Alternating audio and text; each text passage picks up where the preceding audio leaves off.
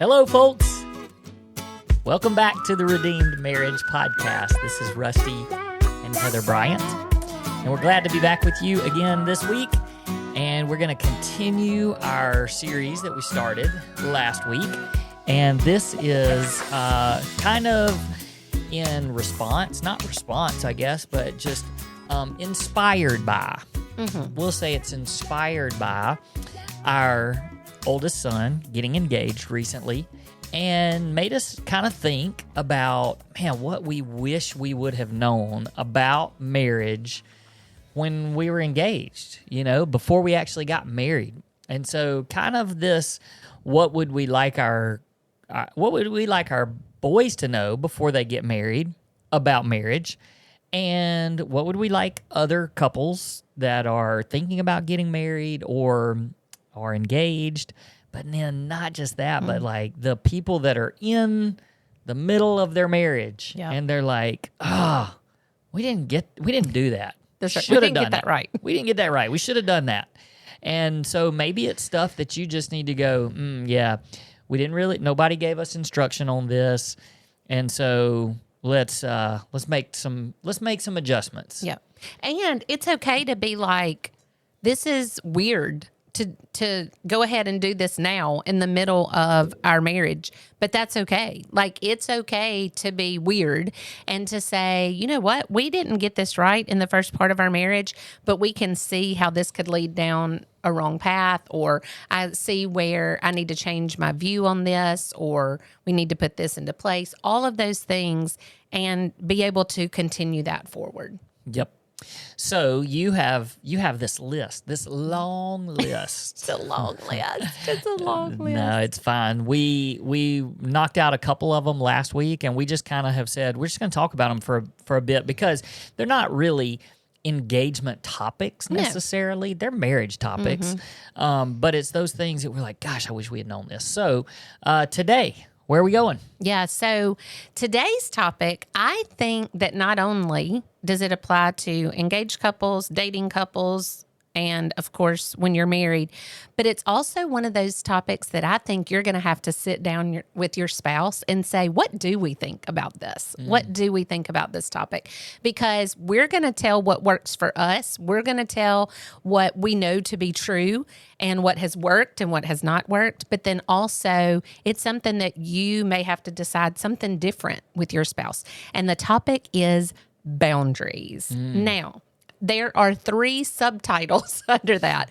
And so, maybe we'll get to all of them today, maybe not. But the first one is, and I'll go ahead and tell what both of them are.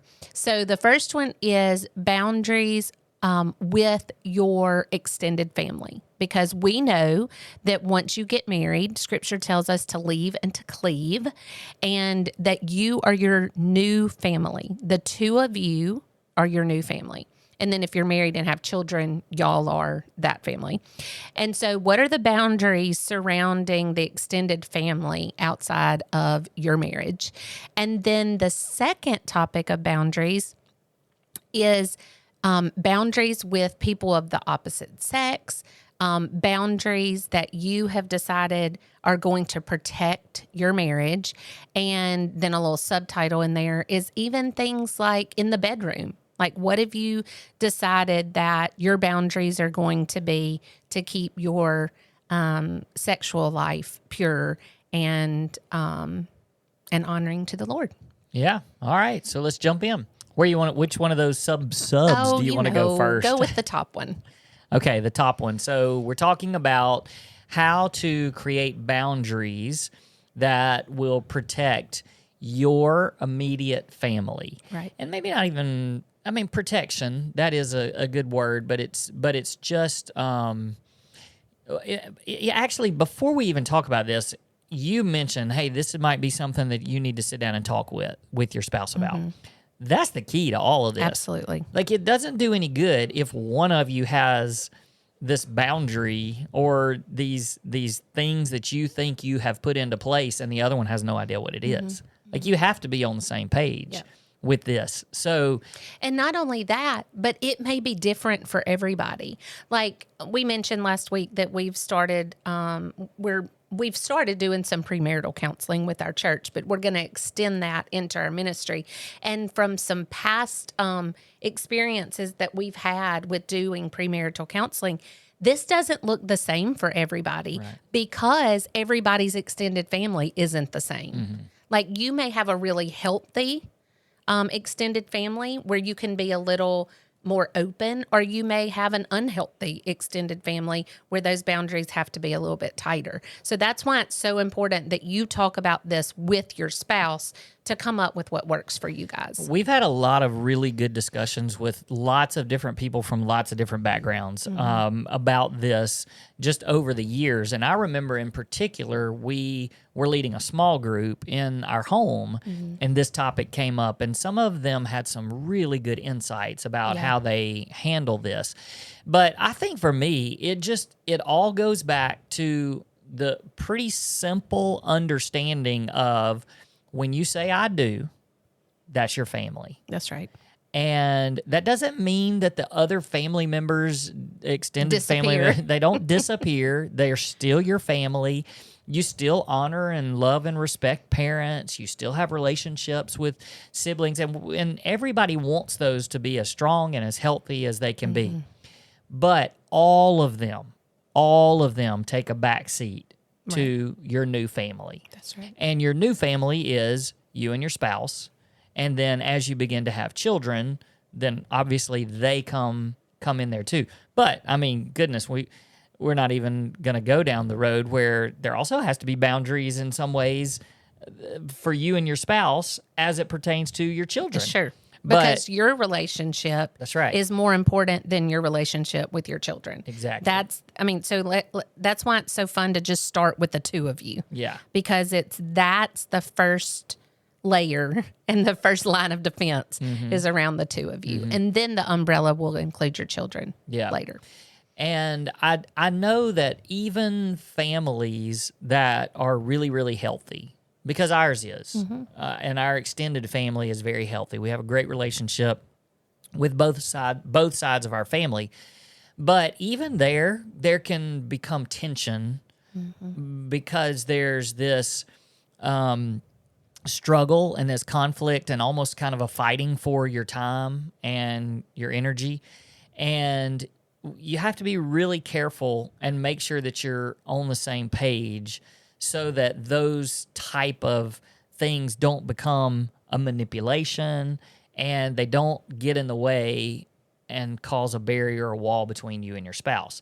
And so I know that one of the things is you have to talk about it because you have to be united in that. Right. So it's not like I'm just the one that's always having to say no to, your parents or my parents, or it's these are things that we are agreeing on together, and we're going to make sure that we protect our family first. Right. And, when you communicate with your parents, it's okay if the person who it's their child does the communicating with them, but it needs to be, we feel like at this time, not, well, he says that I can't do this or I don't feel like I should do. It needs to be a we. Like, this is what we've decided as a couple. And, we want you to honor that and to encourage us in that and support us in that. And so I love the idea of being a united front. Even when it comes to little things like who you're spending Christmas with or, it's like, hey, we decided that this year we're going to, it's always a we. Has to be a we. I just think it's so important that you and your spouse, you learn to make decisions on your own. You learn to make decisions that are best for you and your immediate family. You make decisions that you're thinking about, hey, 10 years down the road, when I look back, I want to know that we made that decision together. We agreed on it, and we did what was best for us, not what was best for everybody else or other people. And at the same time, there is this level of, I need to respect them because of, and let's just talk directly about parents. Your parents raised you, for the most part. We know that there's other situations out there, but for the most part, those of you that have parents that are still living, they raised you. You have to have this healthy respect for them because of that, but also not letting it interfere with who you are and who you have decided to be and become as a family. And that, a lot of that is, I mean, there's values in there that come into play. There's certainly time and having to be careful about, how much time, and even like decisions that you make. It is great. Look, parents, and a lot of parents are very healthy. They're wise, and to go for them for advice and suggestions, that's great. But don't let them make decisions for you.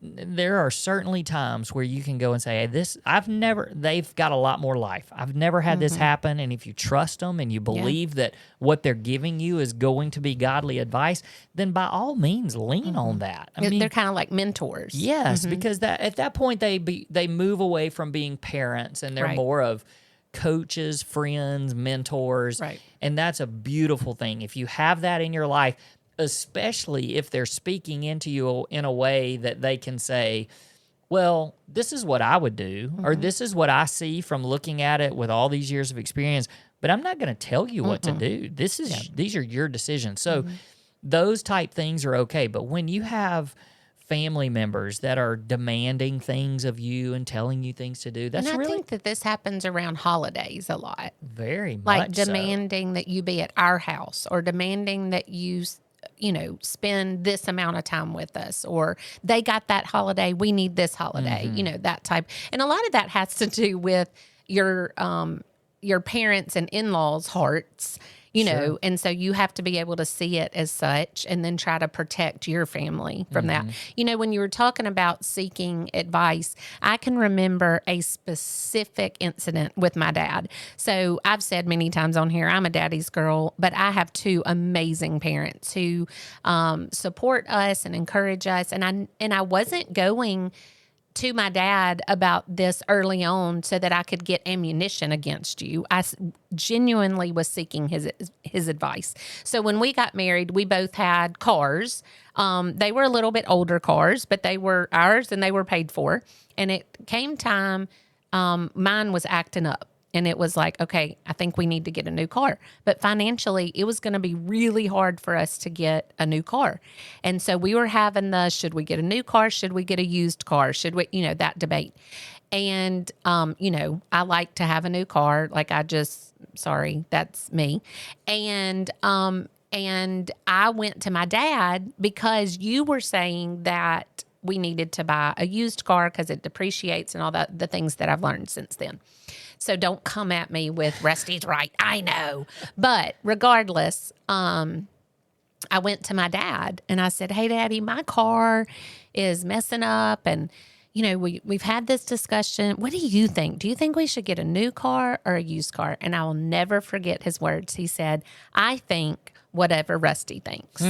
And I was like, dang it, because I wanted a little ammunition. I wanted to be like, well, my dad said, and my dad was wise enough in that moment to say, he's the leader of your family. You need to, he wasn't saying do what he says. He was just saying, you need to talk to him about that. Like, don't come and try to get. And so what I loved about that is two things. One, my dad saw the value of us making that decision, and he didn't insert himself into that decision making.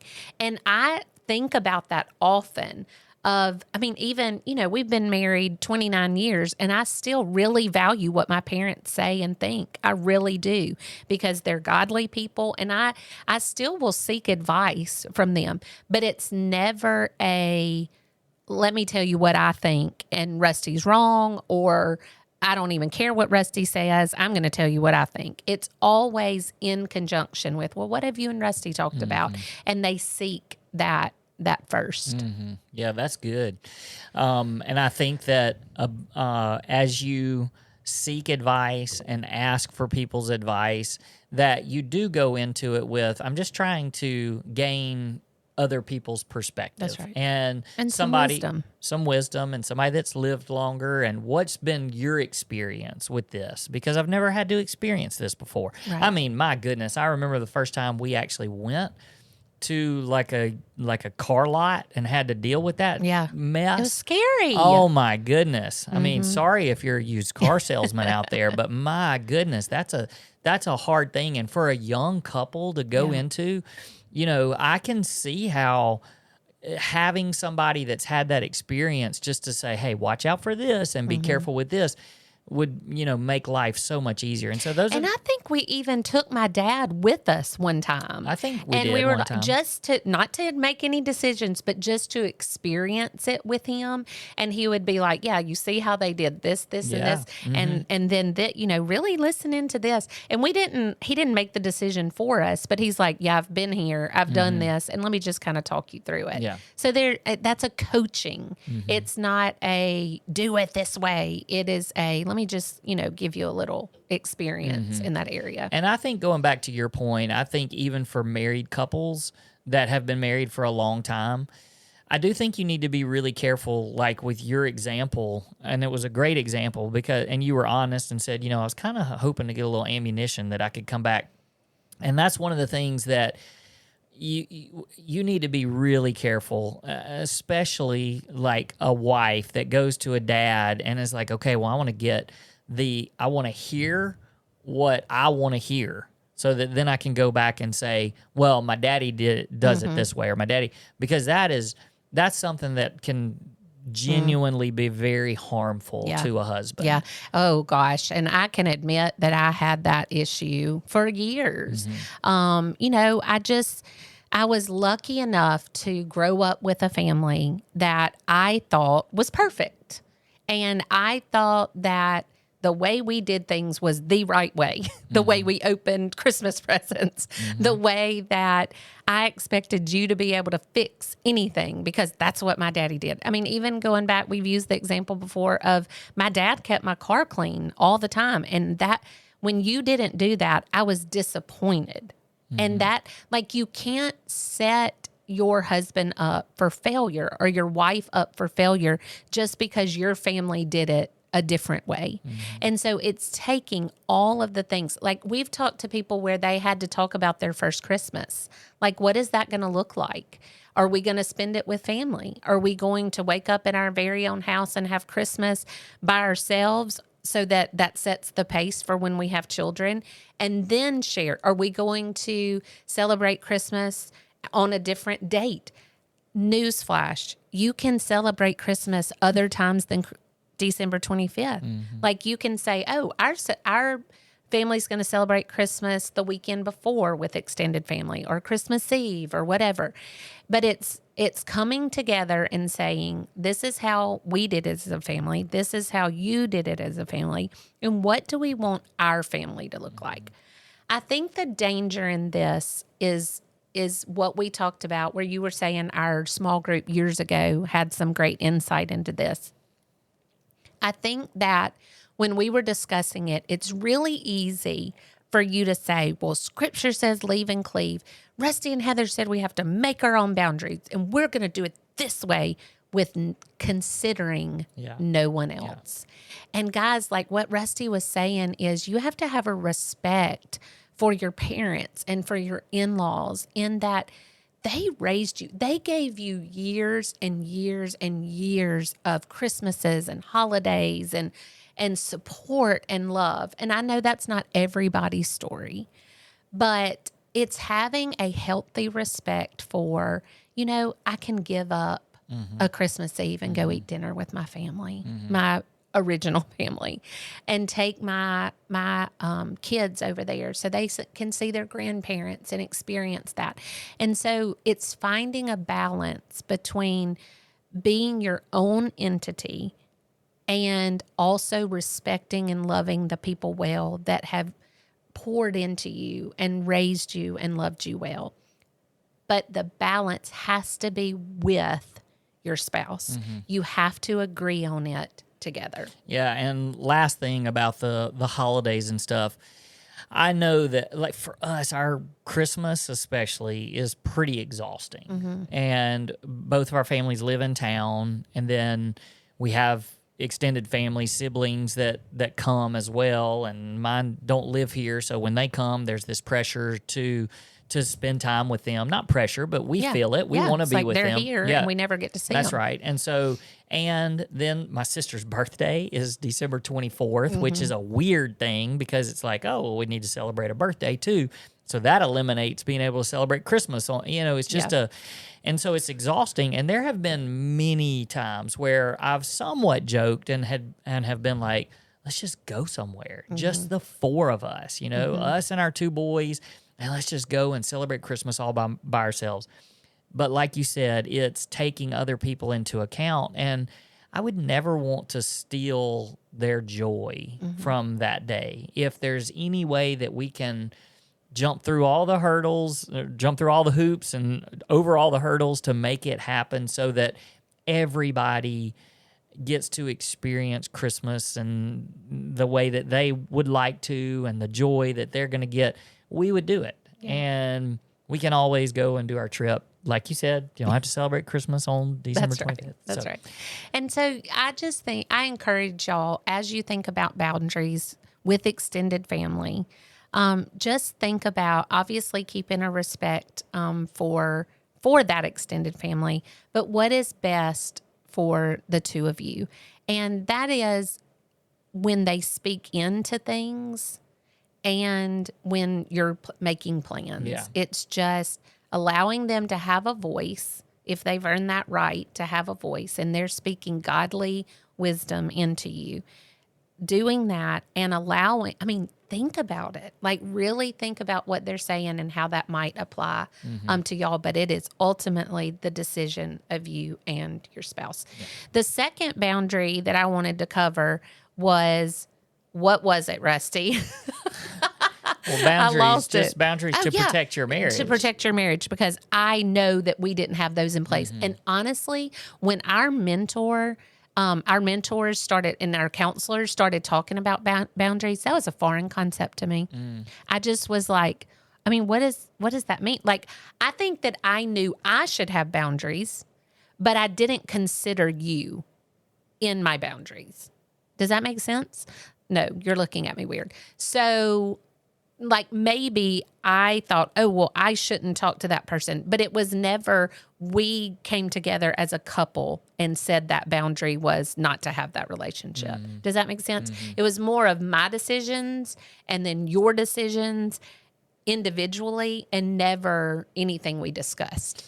Yeah. And so because of that, I feel like my boundaries were probably way more extreme, absolutely, than yours. And when you put them on me and said them, I was like smothering and controlling. Like, I'm sorry, you're going to tell me who I can and can't talk to.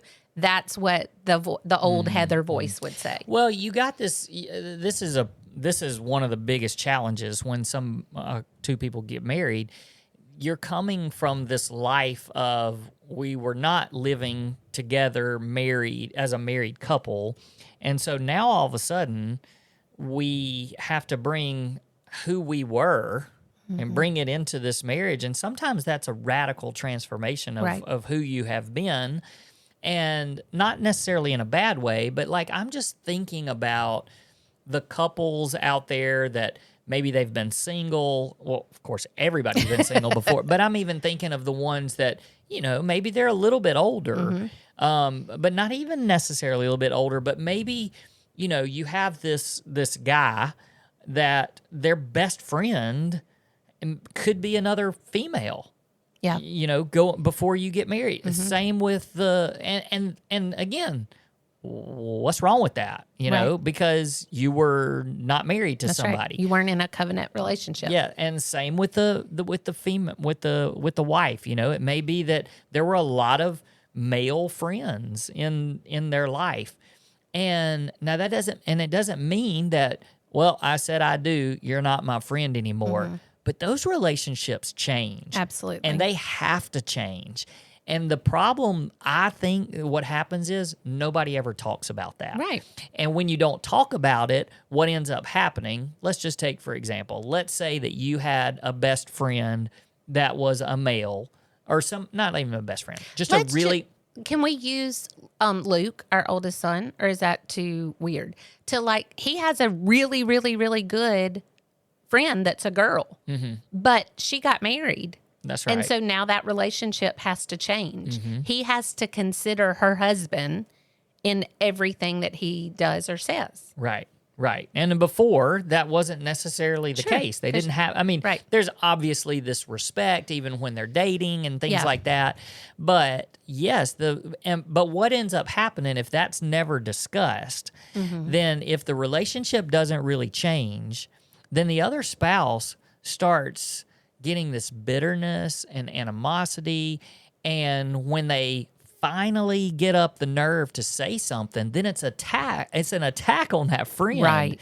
And it's an attack on that friendship. And it was never intended to be that way. It was, hey, let's make sure we're very comfortable with the interaction that you now have because it's a different relationship.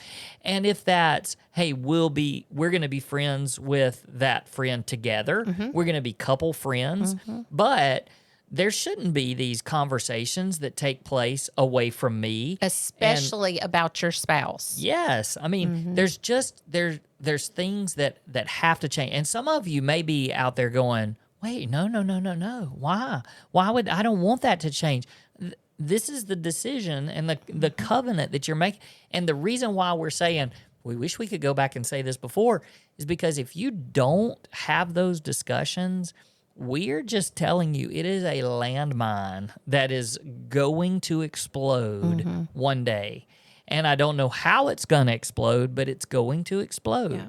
And so these type boundaries of just, again, maybe you get married and one of you already has a job and you're already used to working with members of the opposite sex. And maybe you even go out to lunches and things like that because you're not married.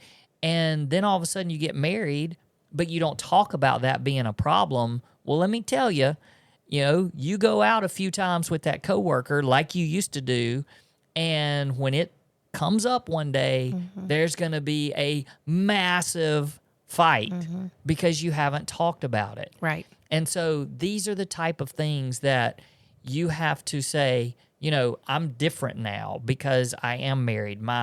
My loyalty, everything is to you. And so what do we need to do that makes each other comfortable?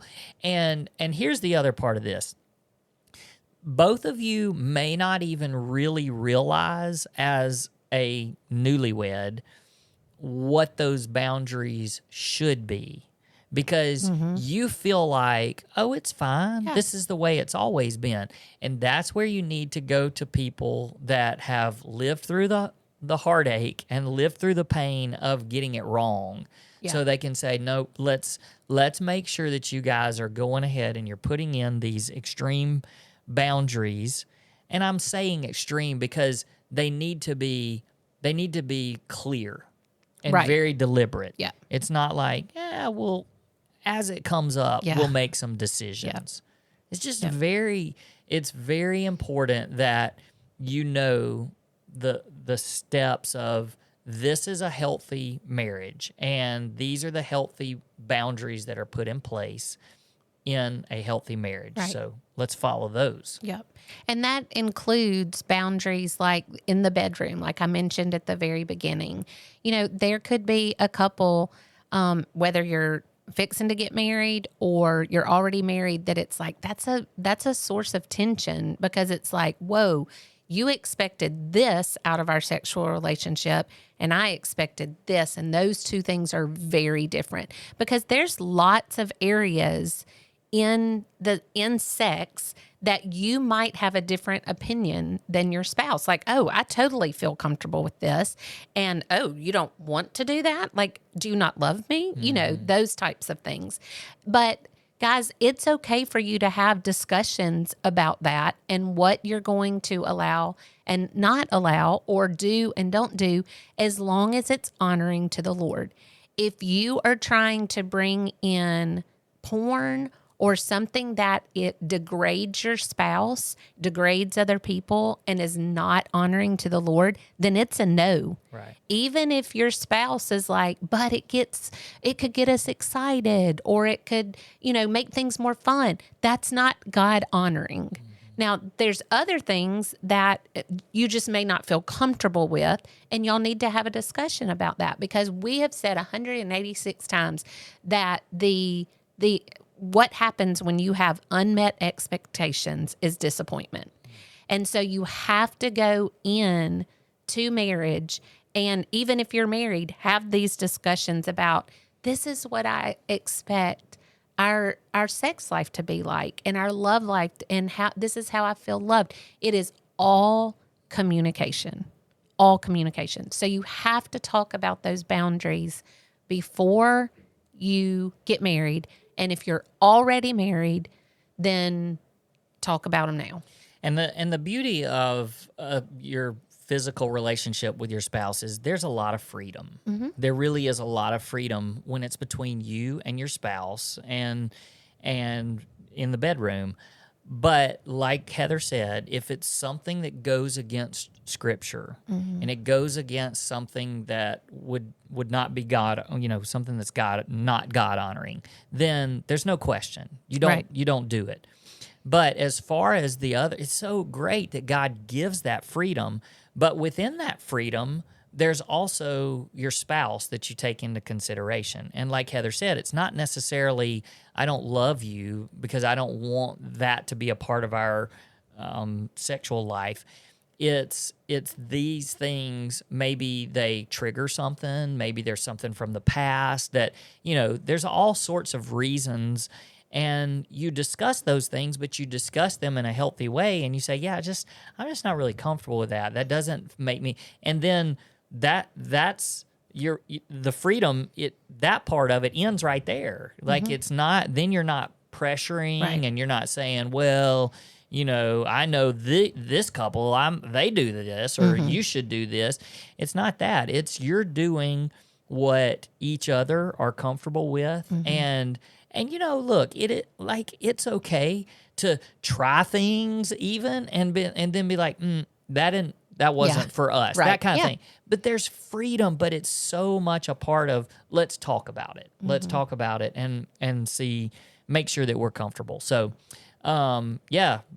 I need to say one more thing. I need to go back. Okay. I don't think I've ever done this where I've gone back and said, I said something that I shouldn't have said. So I want to make sure that I was clear. I think that I said you need to talk about these things before you get married, like as far as the sexual stuff.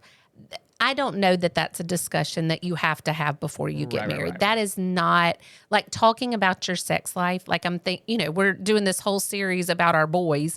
One's engaged. One may have a few years. That's not something you want to talk about right now, mm-hmm. because it's very tempting. And it's also it's between a husband and a wife. So in this, what you can do and will do in the bedroom honestly could be saved until you get married, because you're choosing to love your spouse and honor them no matter what. And so after you get married and you're like, this is what our sex life is going to look like, that's a better place to have that conversation. Well, and that's great that you said, because those type of details don't need to be discussed. Would I say that, is it healthy to discuss some things about sex in premarital counseling? Sure. Absolutely. Yes. Because I do feel like that there's a lot of premarital counseling that just shies away mm-hmm. from that kind of thing, and they don't bring it up, and then you get married and you're like, well, my goodness, we never talked about it. So talking about just the generalities of expectations and things like that, especially if you're meeting with another couple, and that's what I would highly encourage people to do, is meet with another couple that can be a mentor through mm-hmm. this, and ask them those questions. Be the one that says, hey, in this safe place, I feel like we need to discuss this because this could be a problem when we get married, because I have this trauma in my past, or I have there's an expectation because of something that's happened. Can you guys help us and journey with us through that? And it it's not like, hey, well, we're going to talk about, lingerie and what you think, is appropriate. It's not that. Right. It's let's deal with the issues. And then when you guys get married, then you can talk about the details. And I joke around a lot and say sex is my favorite topic. So anytime Heather wants to come and talk about that to me, and I I'm love like, let's that you do called it. it lingerie instead of costumes. You call it costumes. I call it lingerie. But but you're right. There is a fine line there, and it's not even. I don't even want to say it's a fine line. It's save some of those discussions because that's a discussion between married couples. But there is permission and encouragement to have those conversations with trusted married couple that's being your mentor or doing premarital counseling with you. It can be an incredible resource. Yeah. So don't shy away from it. That's right. There. And as you talk about all of these boundaries, whether it's in the bedroom, whether it's with opposite sex, whether it's with your in-laws, seek guidance from these couples that have a godly marriage, a God-honoring marriage, whether it's in premarital counseling or you find a couple in your church, because you don't want to make decisions about boundaries out of fear. They need to be made out of just wisdom in how to walk in a God-honoring way with your spouse. And if I could make a suggestion about premarital counseling, I think, the traditional sense was always, the pastor that's marrying you. And that's great. There's nothing wrong with that, okay? But my suggestion is, even if you're required to do that, maybe the pastor that marries you, maybe he requires that. I would recommend finding a godly couple that's older than you that you could, instead of saying, will you do premarital counseling, you just say, we would love for you guys to mentor us. And then you spend a little bit of time before you get married and you hit some of the spots that might be some conflict when you get married, but it doesn't need to stop there. Right. What I think is even more important is journeying through those next 6 months or maybe that next year, even if it's once a month or just you have permission to reach out to us. Right. Because what happens with premarital counseling usually is, hey, we get it done. And then when you've gotten married and then good luck, see ya. And then it's like, oh my goodness, nobody told us this. Exactly. So that would be my suggestion. So keep reaching out to those people and making sure you keep contact with them. Yep, for sure. Yep. Okay, guys. Hey, thanks for joining us this week. Thanks for listening. Be sure to follow us on all of the different social media platforms. Make sure you follow us on these podcasts and YouTube and all that, and then share it with somebody. And if you feel led, please give a rating and review because it helps more people to see our content. All right, thanks. See you next time. Peace.